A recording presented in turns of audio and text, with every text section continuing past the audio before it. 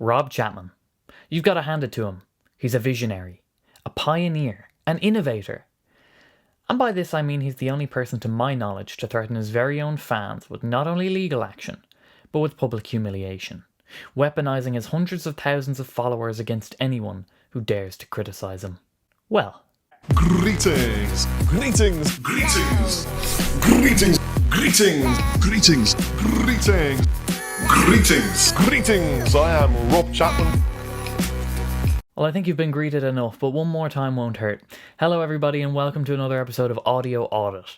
This is the show where we criticise what needs to be criticised in the guitar community. On the last episode, we took on Glenn Fricker, and to his credit, he seems to have taken the criticism on board and is being a lot more transparent when it comes to sponsorships. So to that I say, Glen Coco? Fall for you, Glen Coco. You go, Glen Coco. today we tackle the topic of Rob Chapman. And Chapman Guitars, because you can't talk about one without the other.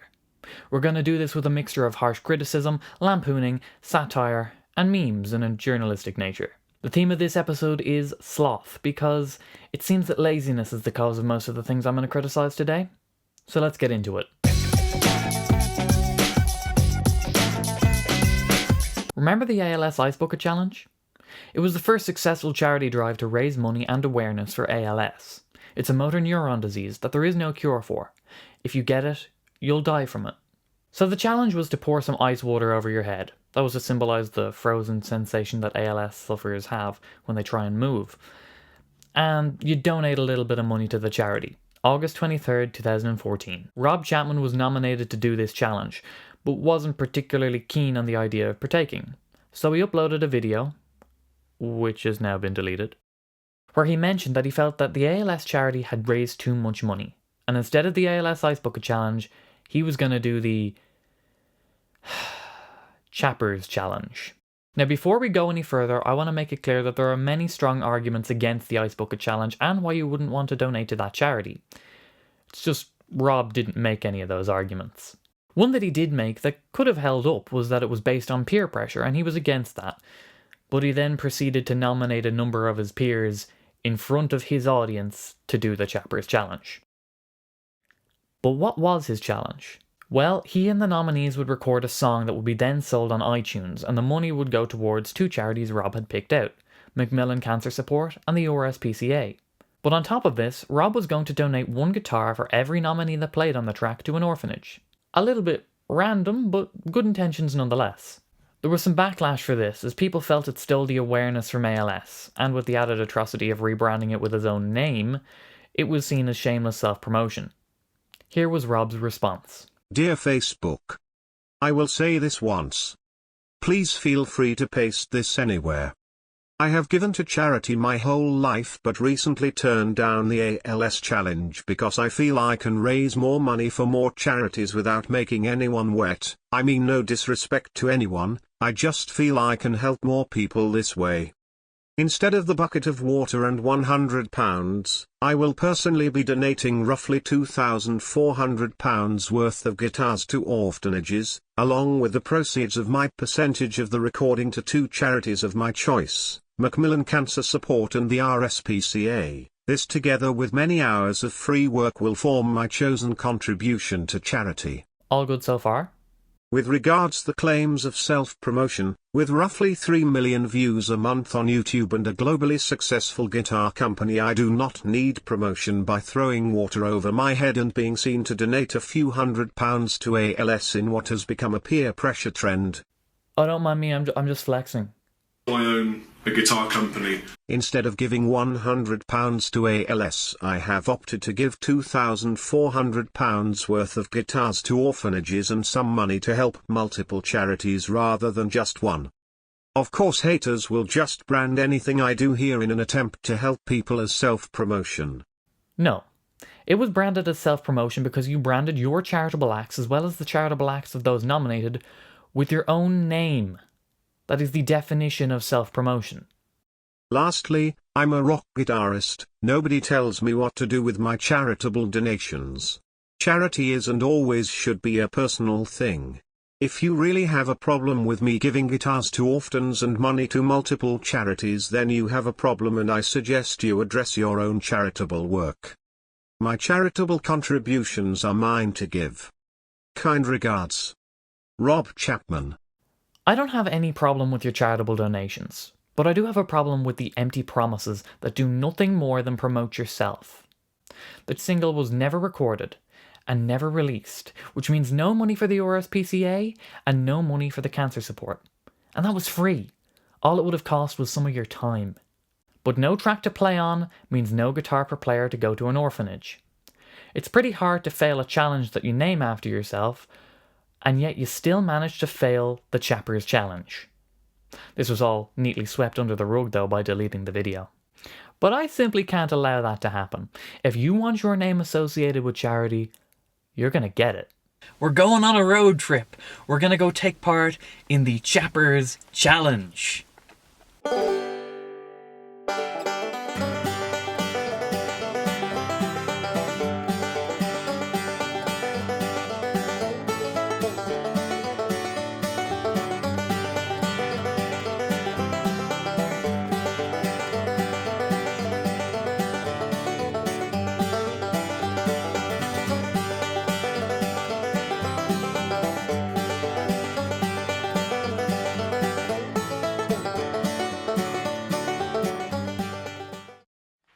We're doing the Chappers Challenge. This is Hannah. And Hannah, this is yours. Thank you. I've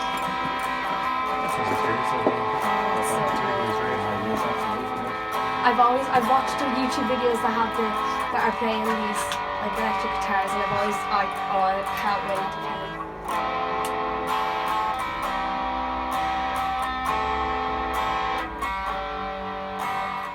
Thank you, Rob. I really appreciate it. Well, there you go, Rob. At least one kid thinks that you're responsible for giving them a guitar. The ball's in your court now. Are you going to back up what you said and give those kids guitars, or you're just going to continue to... This guitar.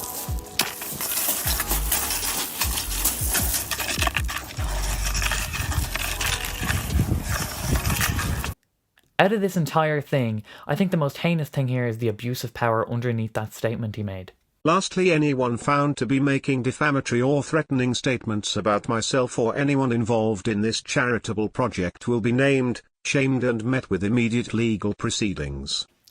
Threatening legal action is one thing, but to threaten public humiliation with the very real possibility of mob mentality from hundreds of thousands of his followers is a massive abuse of power.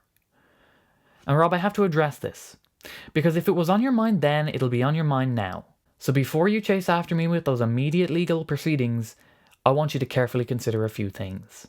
Firstly, nothing I've said here is defamatory, because it's all true. Secondly, a defamatory statement would have to lower people's opinions of you. The fact that you have to threaten your own fans so they shut up and stop criticizing you is proof that in this case, the standard that you were lowered to was brought on all by yourself. Charity begins at home. So let's take a look at some of the times you, the viewer, were asked to donate. May 23rd, 2017. Bags are stolen from Dorje's tour van in Berlin, Germany. The bags contained camera equipment, laptops, and the band's passports. There's a GoFundMe page set up and promoted on Facebook and YouTube. The videos were later deleted. Are you noticing a trend? The GoFundMe goal was £17,500. Loyal fans pledge their money, but there's one question that keeps getting asked that isn't answered. Were you insured? Well, let's investigate that. Here's the list of items stolen. Now, I don't know about you, but I'm thinking either the guys have some of the most detailed memories on the planet, or that list was made prior to the theft. And why would you make such a detailed list? Well, most likely for insurance purposes. In the thank you video, after people had already donated, it was mentioned that they did have insurance, but they had been stung. We got stung. And that could mean anything from getting no cover to only getting partial payment. We just don't know. And that was never clarified. But that's not what I'm criticising here. I could understand asking money from fans when emergency passports are needed and you just don't have the cash. But Forbes usually don't interview people who are just scraping by. And just 7 days later, Rob purchased a $5,000 PRS for his infant son. and bragged about it to the same people he asked for donations from 1 week earlier. Yeah, I'm just going to chalk that one down as the most stupid PR move I've ever seen. Yeah, cool? Cool. Ridiculous. When researching that whole fiasco, I stumbled upon another GoFundMe page in relation to Rob. A 40th birthday gift organised by his wife. Here's the description. Hey guys. Rob's 40th birthday is fast approaching. We wanted to do something for him that would not only benefit him and Dorje but also your enjoyment of the band's music. Rob has had one lesson with the great vocal coach, Brett Manning, Hayley Williams, so far, and this has really benefited Rob's vocal skills. With your support, we would love to send him for another session to progress further. We are throwing him a surprise birthday party where we would like to present him with this gift. We will be printing the names of all who donate on a big card and presenting it to him at the party. It will all be vlogged and you can see it on YouTube on his channel as usual. We really want to keep this as a surprise, as it would be great if you would not tag Rob or mention it to him in any way. Anything you can donate by Friday 12th June will be really appreciated, even £1 would be awesome. Any amount gathered over and above what is needed will be either donated to a charity of Rob's choice or put towards another lesson. We'll let Rob decide. I wonder which one he'd pick. £1,011 were raised for this vocal lesson, but that's where the story ends. No card, no vlog, not even a thank you. In fact, no record of it ever happening. The GoFundMe information has now all been deleted. The only evidence I found supporting that a lesson even happened was from an interview 2 years later on performermag.com with reference to a lesson from Brett Manning. Primary word being a, meaning singular, and that could very well be the first one that was mentioned in the GoFundMe description. Oh well, it doesn't matter. He sounds great.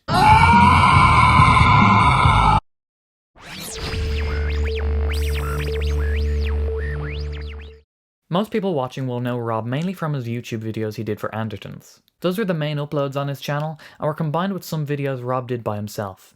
The combination of these videos is what helped Rob grow his YouTube channel to what it is now, and his most viewed videos to date are ones from Andertons. June 9th, 2017. The announcement that the Andertons videos would now be uploaded onto the Andertons channel, because it just made more sense to have all the Andertons goodness in one place. Translation: there's some serious money that Andertons miss out on if they don't upload themselves. It's most likely the smaller number that you're seeing there, but still, it's a lot. Rob realises that this will leave a lot of space on his channel, so tries to fill the gap with content from Riff City Guitar. This flops. Most likely due to lack of direction and thinking that all the Andertons viewers would be interested in is road trips, food, fly on the wall, and beer instead of just music. I mean, the man was doing coffee reviews. Seriously?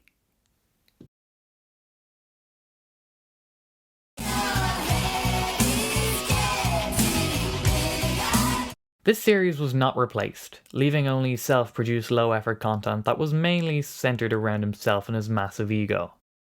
Just to put that massive ego into context, he actually believed he had a big enough influence to make the word size a thing. Yeah, and he kept that up for well over a year and a half. That is so... Size. Gretchen, stop trying to make Size. happen. It's not going to happen. 2 Mean Girls references in one video? I'm too good to you.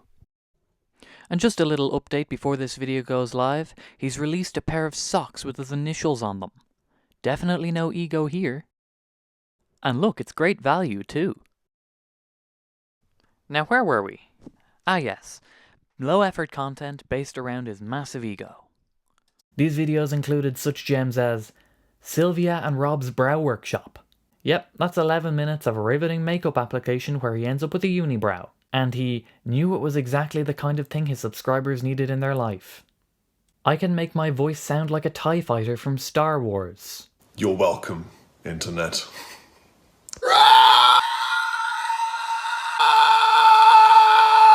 3 weird rumours about Rob Chapman. I can't actually think of a better way to inflate one's own ego than by making up rumours about yourself so you can make a video addressing them. I've done a lot of research in the making of this, and I'm yet to find any of the rumours mentioned in the video. But at least they're interesting rumours, right? Weird rumour number 3. Rob Chapman dyes his hair. Oh my god. It's not just the content that's lacking, it's also the presentation.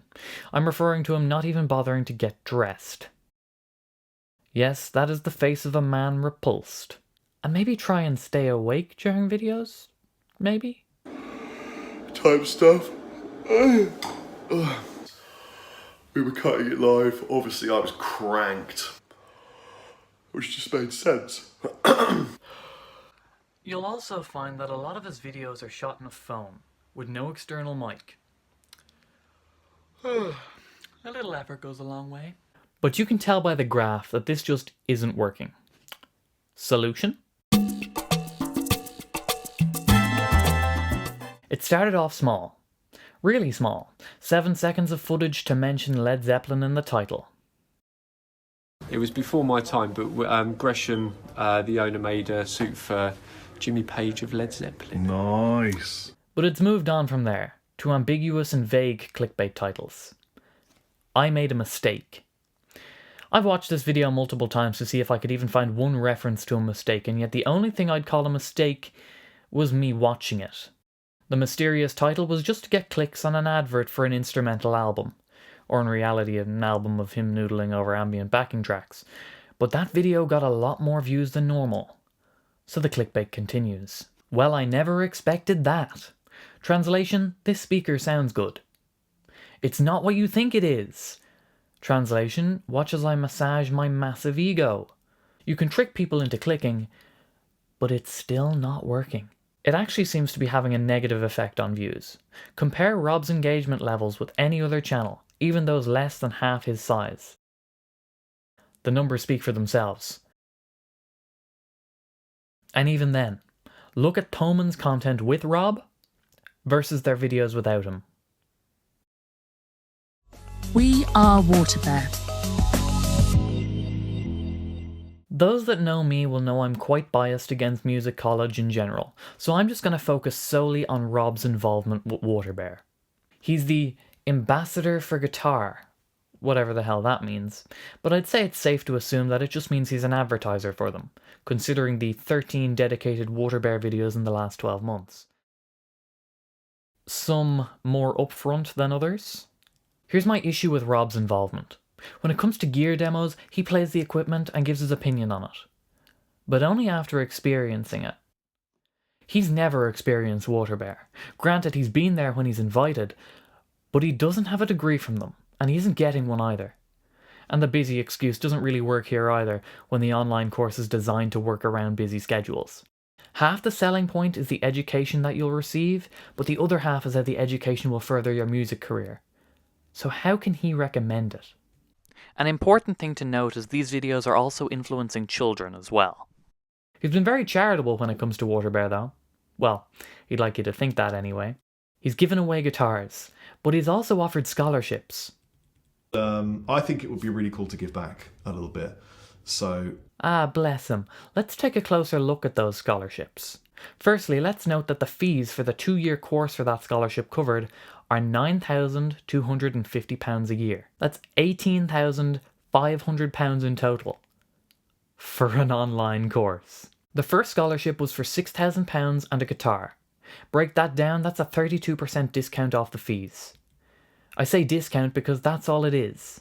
This video is an advert specifically designed to bring in multiple customers paying £18,500 a piece. And it must have worked, because they did another one. Nice clickbait. This time with less money. £3,000 and some gear from sponsors. That's a 16% discount. It's okay to do it, but let's stop pretending that it's to give something back out of the goodness of your heart. A £3,000 investment for a minimum return of £18,500 is an amazing business model. But that's all it is. It's just business. There is no I in business.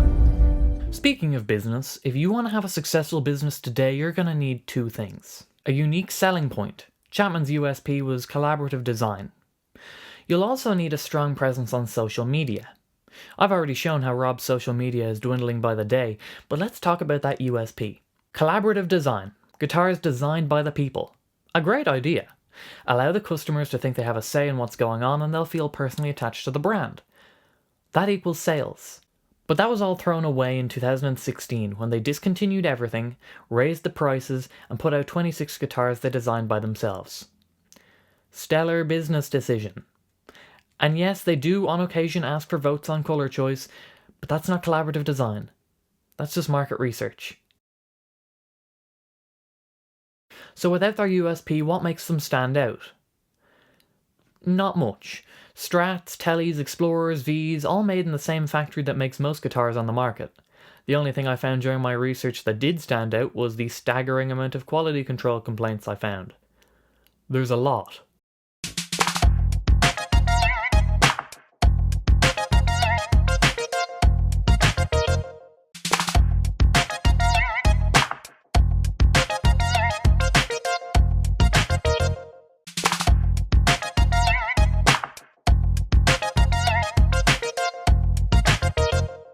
Here's why that's inherent to their business model. Chapman don't have distributors. They go from the factory to the dealer, and that's widely advertised. The problem with that is simple. If I know there's no distributor, and you know there's no distributor, the factory knows it too. Distributors are the people in charge of quality control. They do the setups, and importantly, they send back guitars that are damaged. Single stores can't send guitars back to Korea. Logistically, it just doesn't make sense. There's a video from R&A Music, who are an ex-Chapman dealer, explaining this. Look at Riff City's fixer-uppers. It's only Chapmans. Anderton's B-Stock sale. 14 Chapmans. Way more than any other brand. There's a definite problem with quality control when you have more B-Stocks going out into the market than A-Stocks. And when that happens, it brings brand perception down tremendously. That might explain the resale value being around half of what the retail is. And here's the real kicker. Guitars are only sold as B-stock by stores that care. There's quite a bit of evidence to suggest that Guitar Center doesn't even open the box the guitar comes in from the factory. So there's no signs of retape on the wedge box, where there would be tape and then it was cut and then somebody taped it when they looked at it. So I'm going to go off a guess that it's never been inspected. But well, that's just Guitar Center. Guitar Center was another great business decision. Take your friends, the friends who promoted Chapman in the US, even going to the extent of getting a tour bus for you twice. The friendship, the loyalty, the duty, the wondrousness, the joy, the fraternity of my brother-in-arms, Joe Leach, and Emma Leach, and Will Leach, and Sam Leach, and all the Leaches, and all the guys at Riff City Guitar. Yeah, those friends. Take them and put them out of business. Literally. I hereby pronounce this here Riff City Guitar Store in New Hope entirely open. Ironic. Now morally that's fucked, but business-wise it isn't much better. Out of the current 60 US dealers, 59 are Guitar Centers. That's firmly placing the eggs in one basket, and that basket happens to be $1 billion in debt. That leads to this theory, the very real possibility of Guitar Center asking if they can stock guitars and pay later. And you can't really say no to that because they're your only US dealers. They now have a lot of power over you. We're going to take a look at Chapman's finances a bit later in the video, and I think they might back up this theory. And even if that isn't the case, long-term Guitar Center deals can devalue a brand's reputation significantly. When I say BC Rich, what do you think of? The high-end customs? Or this? Most people I've asked think of this. The reason is they were cheaper and sold better. So that's all Guitar Center ordered. So that's what most people ever saw and played. Which do we think Guitar Center is ordering more of? The Pro line or the cheaper standard line?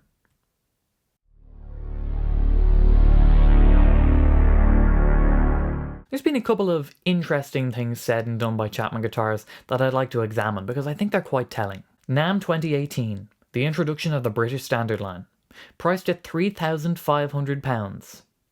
That's $4,500 US dollars. Yeah, it's priced up there with pretty much any custom shop in the world, and they wouldn't even say who was building them. It's also a pretty ballsy price considering the original Ghost Fret, which was also handmade in the UK, was priced at $1,500. But anyway, none of that matters because no one bought one. Have you ever seen one other than the 4 prototypes from NAMM? No. And that's okay, sometimes things don't work out in business. But what's not okay is releasing a press statement like this. Press release. The demand for the British Standard series has exceeded all our wildest expectations, and as a result the workshop Chapman Guitars uses to manufacture them is unable to offer the capacity required. As a result we have decided to open our own British workshop in Brighton, something that we are very excited about. This will unfortunately mean delays to the manufacturing process while we relocate, but ultimately having our own workshop back at Chapman HQ gives us more control and opens the door for many exciting opportunities in the future. Chapman Guitars. Absolute bullshit, and let me explain why. At the NAMM release, it was advertised that the maximum production of these guitars would be 15 a month. Well, they shut down ordering in January 2019, meaning that at max production, they've already made and sold 180 guitars priced at £3,500 a pop. A total of £630,000. That's a lot. In fact, it's a little over 7 times what the entire company was worth in 2018. But, it didn't happen. But let's hypothetically imagine that the demand for these was genuinely this high. The orders have been closed since January 2019, so we're coming up on 12 months of no orders, missing out on yet another £630,000. That would be incredibly bad business if it's true. It's not though, is it? NAMM is another expense that comes with being in the industry. A small booth costs $2,195. The next size up costs $3,415, and it goes up from there. It's expensive. And Chapman didn't attend the 2019 NAMM show. Well, kinda. The reasons given were that NAMM is only for acquiring dealers and they had no need for more. And while that would have been a good excuse 10 years ago, a lot has changed since then, and NAMM is now more press related. A good example would be Kiesel. They have no dealers and yet attend NAMM every year. So instead of a booth, Chapman Guitars would record a NAMM documentary. And that actually sounds pretty cool. 4 months later, this is what we got. I was going to clip this, but it's just way too long to clip. Basically, the guys went around NAMM talking to different manufacturers about the gear that they had out at the time. It was no different from any other NAMM coverage, aside from being lazily produced and delivered months late. They spent one whole day at 2 booths. Yawn. Here's my theory. There was never a thought-out plan to do a NAMM documentary, but it was said to pull attention away from them not having an actual booth. Want to see the most budget NAMM booth ever? They booked a hotel room beside the convention centre and just brought the guitars to that. Oof. Oh, and from this? I think called the NAMM show, and we might be launching something super special. Ooh. Pretty exciting. So you have a booth? No. Oh. No, I don't have a booth. You'll be in the exclusive I'm just going to be there. Suite. I don't think anything's changed for this year. But what was released in last year's hotel room? Snake Oil Fine Instruments. I think it's genius branding. Not only does it encase him in layers of protective irony shielding him from criticism from people like me, but it also allows the brand to get away with any claim they want, no matter how blatantly incorrect it may be. This video is not sponsored by anybody. I didn't tell anyone I was doing this. This is totally off the cuff. They are absolutely some of the finest distortion and overdrive pedals I have ever tried in my entire life. I have no affiliation to this brand whatsoever. Genuinely, these are incredible pedals. Well, that wasn't highly illegal.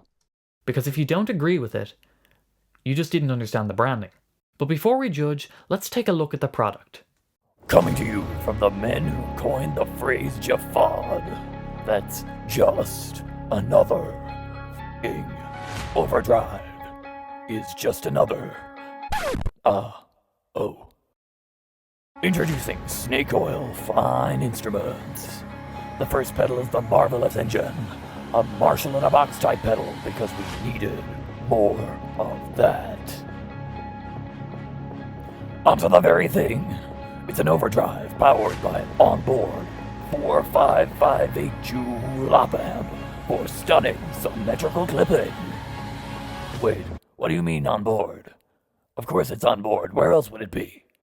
But surely we're providing something new and innovative with this 4558 joule op amp for stunning symmetrical clipping. What do you mean that's what's in every tube, Scrimmer? Okay, but these are handmade in England. Guys, I know. We'll just ignore that every pedal in existence could be classed as handmade, including those made by the biggest manufacturer. We're a boutique. That's why the marketing agency is talking about how they cut costs by using an off-the-shelf enclosure and not painting it. But at least we've got a durable and hard-wearing finish. It's a label that's made for wine bottles. And we can't even center it. But we won an award for its branding, including high-end packaging. Oh, it actually just comes in a normal box? Okay. Snake oil is what it says on the tin. To me, the pedal manufacturing seems like a desperate cash grab that didn't really work out. Probably because it was released in a hotel room and it missed the boom in pedal sales by about a year. But it's interesting to see just how much work Rob and Lee actually put into it. Practically none. The pedal circuit was done by Mythos. The branding, design and sourcing of materials was done by the Pull Agency. An interesting choice considering they're experts in health, beauty and lifestyle brands. And they sourced out the manufacturer. Straight Edge Manufacturing Limited. From what I can see, Rob and Lee did 3 things. Come up with the name. Copyright, yes you heard that right, copyright some stupid phrases. And pay everyone else to do the actual work. Now let's back up some of my theories by taking a look at Chapman Guitars company accounts made up to February 28th, 2019. So I'm going to quickly run you through what we're looking at. Intangible assets. Now these are assets like patents, copyrights, trademarks, intellectual properties. Then we've got property, plant and equipment. That's pretty standard. Inventories. Chapman shouldn't really have too many inventories considering they go from factory to dealer. So we'll have a look at that. Debtors is people who owe them money. So this would be retailers who have stock, who haven't paid for the stock. Then cash at bank, that's pretty obvious there. Then creditors, these are people who they owe money to, and we've got an amount that's due within 1 year. So intangible assets are valued at £2,500, which is exactly half of what it was valued in 2018. So something happened here because the company devalued its intangible assets by half, so they must have sold some copyrights or some patents or something here. Property and plant, they don't have too much. Inventories, they have quite a lot for a company that goes from factory to dealer. But I would assume that some of this is snake oil. But they still have quite a lot more than what was happening in 2018. Now, this big number is how much money they're owed by people. So they're owed £319,000, which is actually nearly £20,000 more than what they had in the bank. And considerably a lot more owed to them than in 2018. But inventories, the amount that's owed and what they currently have in the bank altogether is £650,000. But they have to pay in 1 year £485,754, leaving them with a total of £164,000. When you factor in all their intangible assets and property and plant and everything, it comes to £171,920. That's all they have. And that is banking on them getting this money here that they're owed in the 1 year. If they don't get paid that, there's going to be some debt. But this is the number that we're looking at, £171,920. So I can hire a car on business expense and drive up the 101. Just going, burning our money, Lee. Just burning our money in America. I'd like to ask you a question. Do you think that this is enough to not only pay the existing employees, but to rent a workshop space, buy quality tools, machinery and materials, as well as hiring at least 3 experienced luthiers to build the British standards? I'll let you answer that one. And take into consideration, Chapman recently hired a general manager who's making the decisions now.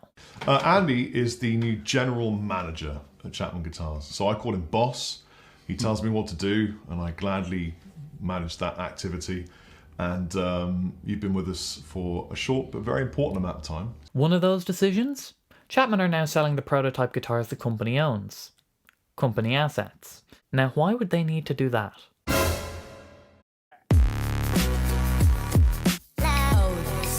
In conclusion, Rob's lazy. Too lazy to research ALS before putting his foot in his mouth and proclaiming that they had too much money, an opinion I'm sure would change if a friend or relative was dying of the disease that still has no cure. Too lazy to follow through with his charitable promises, but proactive enough to sue anybody that criticises him for it.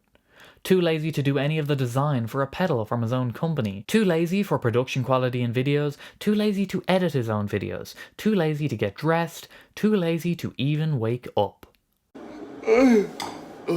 This man even has a personal assistant. What it all comes down to is he's just a big sloth.